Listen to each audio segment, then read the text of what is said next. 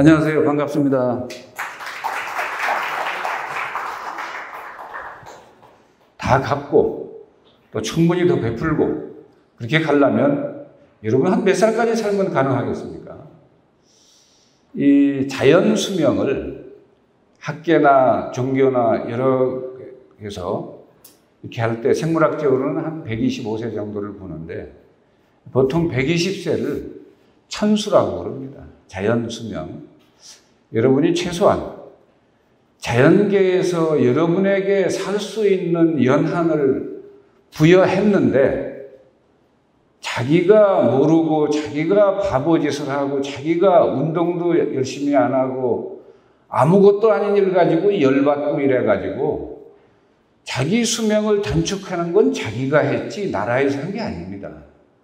또 마누라가 한 것도 아니고 또 부모가 한 것도 아닙니다. 오로지 자기 자신이 한 겁니다. 그래서 최소한 120세 이상은 이 사는 게 바람직하겠다라는 생각이 듭니다.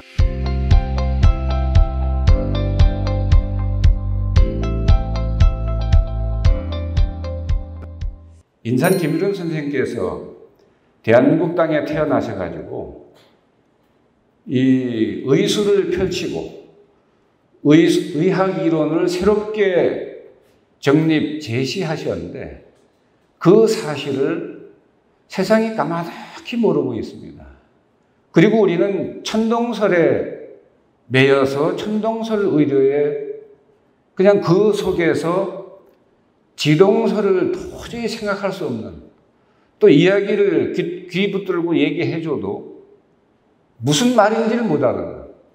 아침에 해가 동쪽에서 떴지 않습니까? 낮에는 저 북한으로 갔다가 저녁에는 저 서쪽 산으로 넘어가는데 틀림없지 않습니까? 그런데 태양은 움직인 적이 없습니다.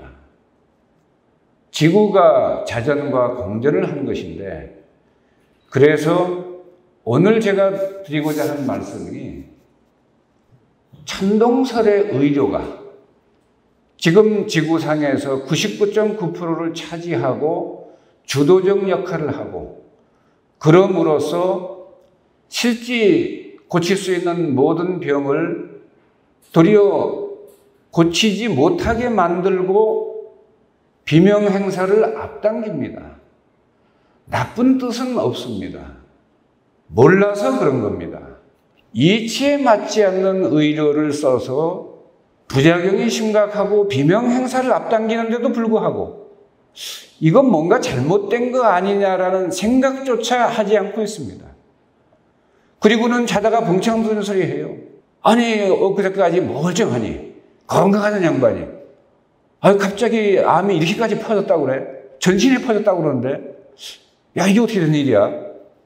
암덩어리가 암세포들이 모여가지고 뭐 1cm, 10mm 정도 되고 20mm 정도 되고 하려면 절대 1, 20년에 가능하지 않습니다. 그 암이 뭉쳐서 암덩어리를 형성하고 사람이 그로 인해 죽을 때까지 우리 그 환자나 그 가족이나 의료계에서는 그가 암세포가 더 빨리 많이 자라서 사망을 앞당기게 하는 역할 이외에는 하는 게 별로 없습니다. 여러분 차가 고장나서 센터에 갖다 주고 수리 못했는데 돈부터 줍니까? 차는 수리하면 바로 수리비, 수리 못하면 수리비를 못 받고 안 주는데 사람 몸은 암이나 난치병, 괴질을 고치지 못하고 죽어도 누구 하나 문제 제기를 하지 않습니다. 자, 다시 그 천동설 얘기를 좀 돌아가 보겠습니다. 이 문제의 이해를 돕기 위해서입니다. 자, 2000년 이전에 그리스의 천문학자 프톨레마이오스 왕조, 프톨레마이오스 체계라고 보통 불리는 이 천동설이 정립이 돼서 아무 의심 없이 1800년이 넘도록 누구 한 사람 의심한 사람이 없었습니다. 그런데 마침내 1543년 5월 24일 날 그 폴란드의 천문학자 코페르니쿠스가 그날 죽었습니다.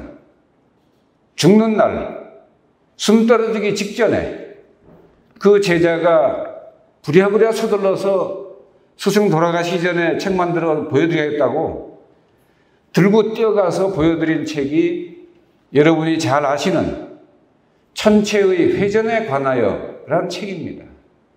그게 지동설 이론을 정립해서 제시한 책입니다. 그런데 그 지동설을 얘기하면 하여간 죽임을 당하거나 고문을 당하고 아주 애를 먹고 탄압을 받습니다. 자, 그 말씀을 드리는 그 까닭이 뭐냐 하면 지금 의료가 꼭 비유하면 천동설하고 비슷합니다.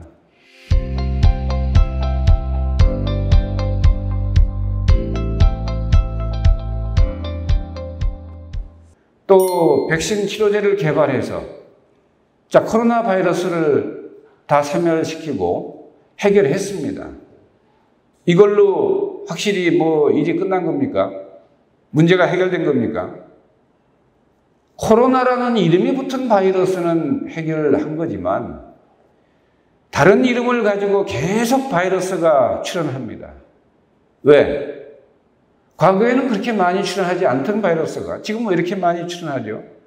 뭐 메르스니 사스니 하면서 그것은 바이러스가 굉장히 강력해져서 그런 게 아닙니다. 인류의 면역력이 형편없이 낮아져서 그렇습니다.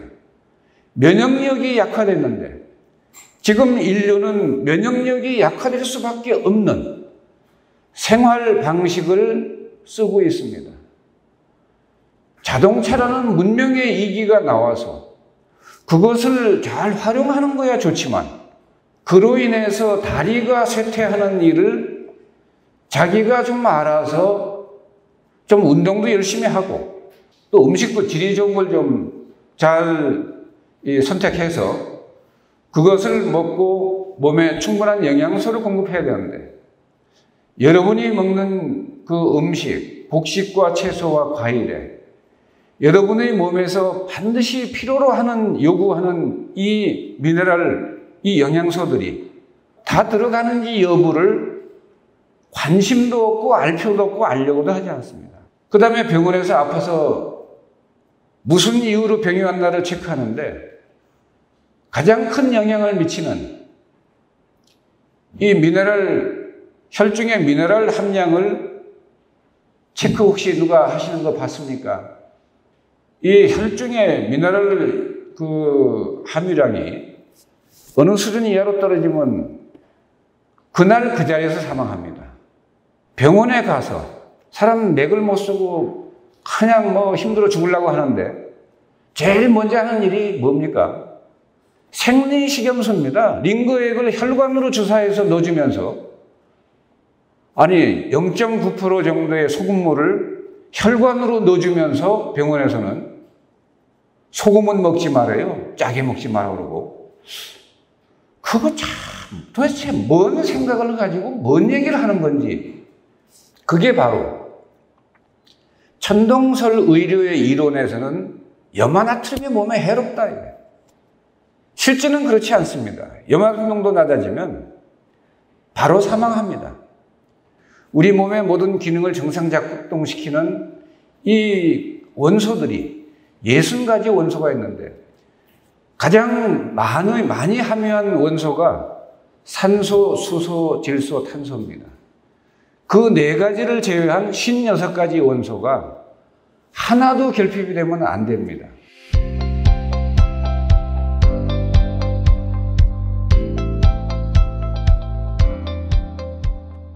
코로나 바이러스가 왜 오는지 알 수가 없죠. 면역력이 떨어져서 들어오는 거지 보통 때도 늘 왔다 갔다 합니다. 면역력이 약해지면 들어올 때마다 곤욕을 치릅니다.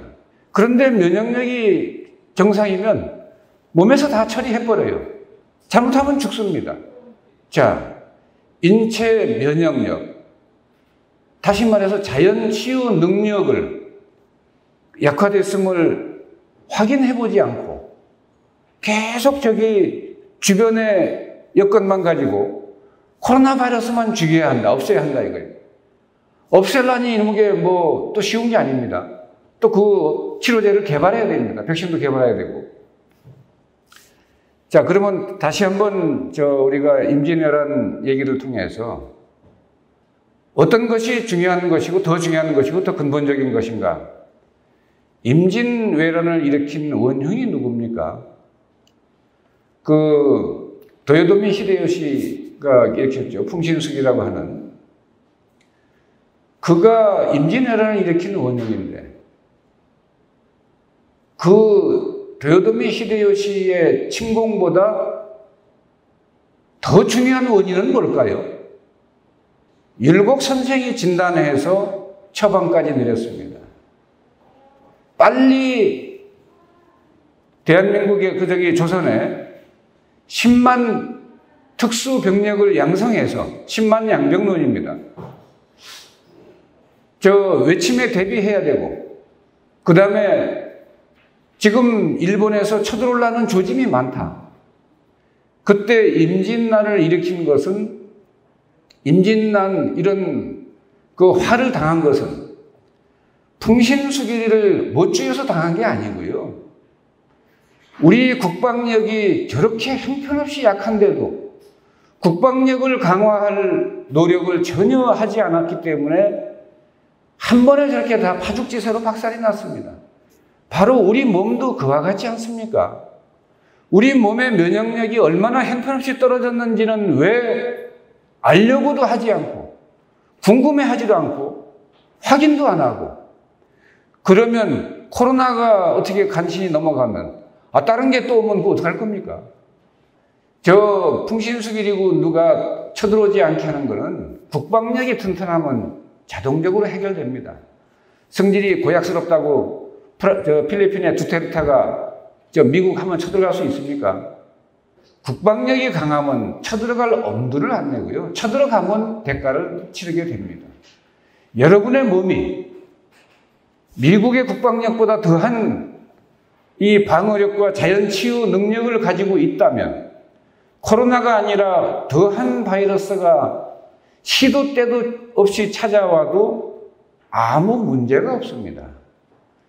우리 몸이 알아서 해결하니까. 그리스의 의학자 히포크라테스가 뭐라고 그랬습니까? 사람 몸 안에는 태어날 때부터 100명의 의사가 있다 그랬습니다. 100명의 의사가 우리 몸의 자연 치유 능력입니다. 근데 실제로 그 세포들 중에 NK, 자연 살해 세포, 또 T임파구, 이런 면역 세포들이 있습니다. 또 대식 세포, 처리반들이 있고, 그래서 군, 경찰 다 있습니다. 또 응급복구반도 있고, 우리 몸에 100명의 명의가 이 몸 안에 있는데, 생명 속에 그들이 치료 행위를 하고 의료 행위를 하고 노력하는 것을 누가 철저히 막고 통제하냐면 우리 자신들입니다. 우리 자신들이 바보 같은 임금이 돼가지고 바보 같은 왕이 돼서 자기 병사들이 얼마나 실력 있고 센지를 모르고 저기 당나라군 끌어들이고, 그리고 싸우고 전쟁 끝나니까 안 나가. 걔네들이랑 또 싸워야 됩니다. 그래서 결론은 뭐냐? 빨리 참 의료를 본인 스스로 터득하고 자각하고 터득하고 깨달아서 실천해야 됩니다.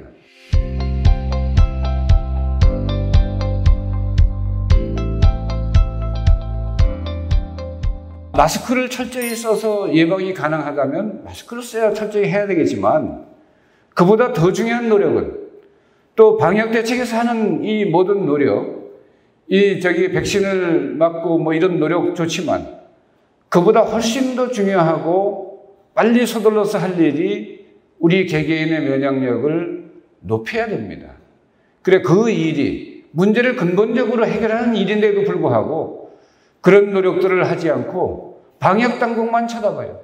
텔레비에서 그 뉴스 나오면 그것만 신경 씁니다. 참 의료란 이치에 부합해야 됩니다. 그리고 무리한 치료를 하지 않아야 합니다. 그래야 제대로 된 효과가 나옵니다. 지동설에서 말하는, 인산선생님께서 말하는 그 의학은 병과 싸우는 의료가 아닙니다. 생명력을 길러서 우리 몸의 생명력이 방어를 잘 할 수 있도록, 그 병마를 잘 물리칠 수 있도록 하는 거기 때문에 굳이 이름을 붙이면 양생의료입니다. 그 양생의료를 여러분들이 깨닫고 터득해서 실천하는 것이 이 암이나 난치병, 폐질이 창궐하는 이 시대를 건강하게 헤쳐나갈 수 있는 확실한 전략이지, 백신 맞을 날만 기다리고, 그래서 또 다른 신종바이러스 나오면 또 백신 언제 개발되노? 이것은 끝이 없는 바이러스와의 전쟁입니다. 그래, 이상희 전 약학박사 장관께서 인류 3차 세계대전은 군사대결의 전쟁이 아닙니다. 바이러스의 인류에 대한 침공으로 일어나는 전쟁입니다. 그래서 정말 무서운 3차 세계대전이 지금 이미 침공이 시작됐는데, 그래도 우리 방어력을 높이는 일에 아직도 이 판단을 못하고 그러고 있는 실정입니다. 우리 오늘 이 전략적인 건강 전략을 또 여러분께서 한번 참고해 주시면, 또 우리 생명이 건강해야 우리 마케팅, 전략 마케팅도 잘 할 수 있지 않겠습니까? 여러분 경청해 주셔서 감사드리고요. 120세 이상 천수를, 자연수명을 건강하게 행복하게 누리시기를 기원드립니다. 감사합니다.